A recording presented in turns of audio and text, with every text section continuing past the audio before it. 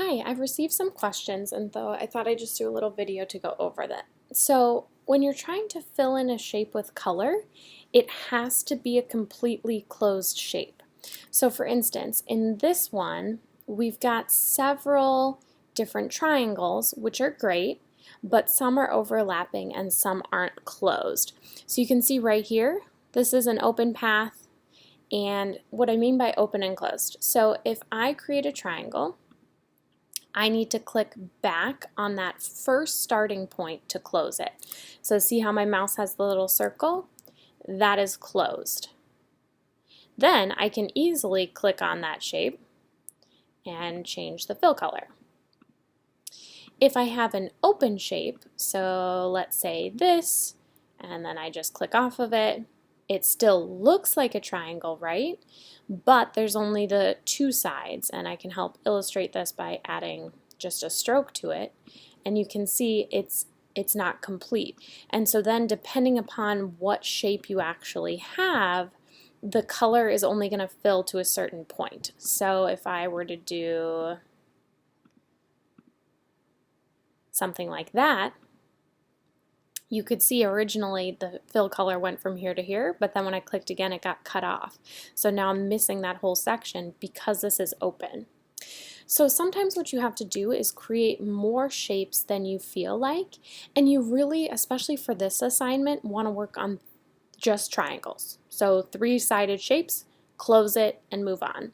So if I've got my pen tool, wherever I want to put it, sometimes we need to make more shapes than you might think you need to.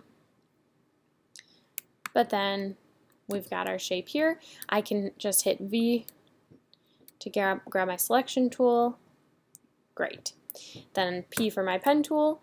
Now don't forget, if we click on a specific anchor point, you'll notice that by default Illustrator has a delete anchor point. So if I click right there, that's gone. You don't want that, but I want to create a new triangle shape right in that same exact spot.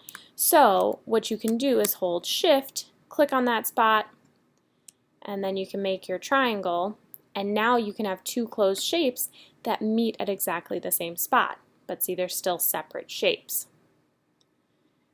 You can always use your arrow keys. If I zoom in really closely, use the arrow keys to line things up. You may need to make your pen points again if they're not exactly how you want them to be. And so I would just say, just get used to practicing this. Now, the good thing, the reason why my shapes weren't lining up here is because of the stroke I have on my shapes.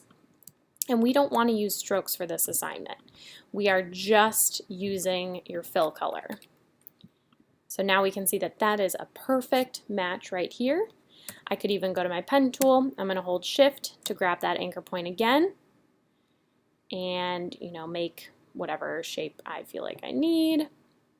Hold Shift to make sure I can, oops. Alright, just click on it there. No need to hold Shift, and close.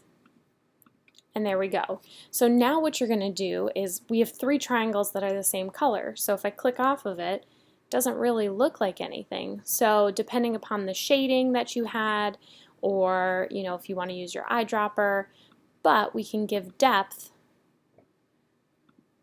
in our color there. So now we're starting to get some of this information and keep it looking low poly. Okay? So let me know if anyone has any other questions.